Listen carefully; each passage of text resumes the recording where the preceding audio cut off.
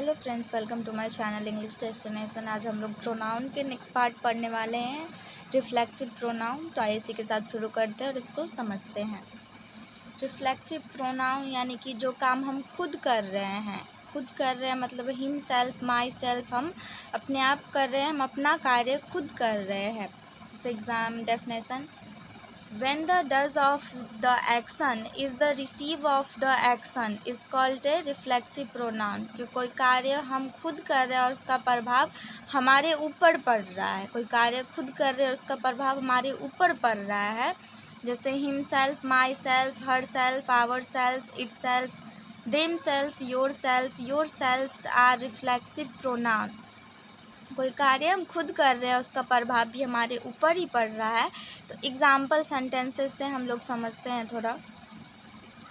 जैसे he sees his face himself in the mirror. वह अपना face, he sees his face himself in the mirror. वह उसका face आईने में खुद आईने में देखता है। तो ही हमारा क्या है? ही है हमारा पर्सनल प्रोनाउन, जो कि हम लोग पढ़ चुके हैं सब्जेक्टिव और ऑब्जेक्टिव पर्सनल प्रोनाउन में। तो सब्जेक्ट है हमारा ही, तो ये हमारा पर्सनल प्रोनाउन में आता है।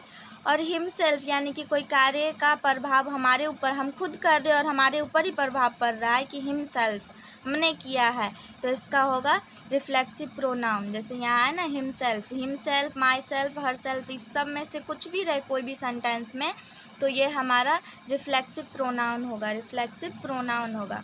सेकेंड एग्जाम्पल देखते हैं। ही हर्ट्स हिमसेल्फ। वह खुद को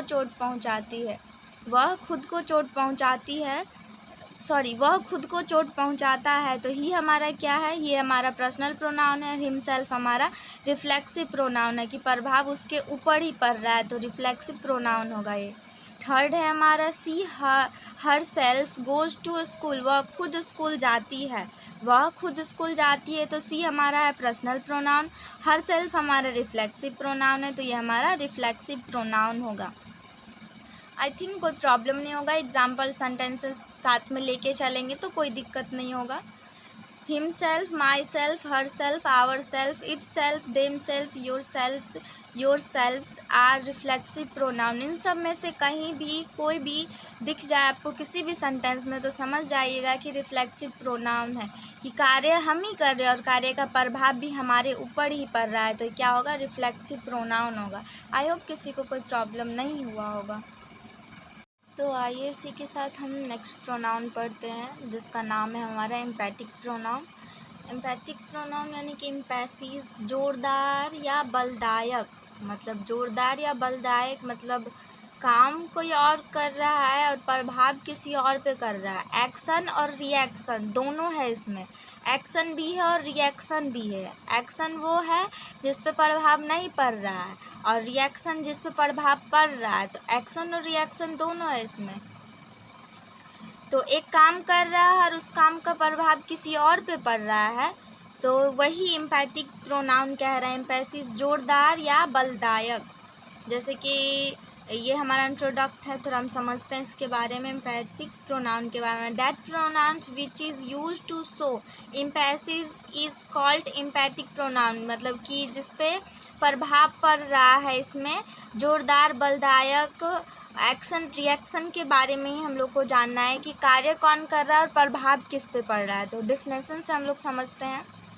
When the does of the action is not the reaction of the action, then that pronoun is called emphatic pronoun। emphatic pronoun एक बार फिर से समझते हैं। When the does of the action is not the reaction of the action, then that pronoun is called emphatic pronoun।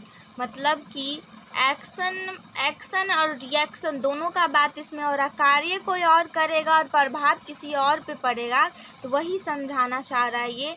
अब definition यही कह रहा है, जैसे कि pronoun likes himself, herself, them self, yourself, myself, ourself, yourselves. ऐसे example sentence से समझते हैं। He kill a tiger himself। Kill tiger, ये वह टाइगर को मार रहा है, तो ये कार्य कर रहा है यानी कि ये एक्शन है।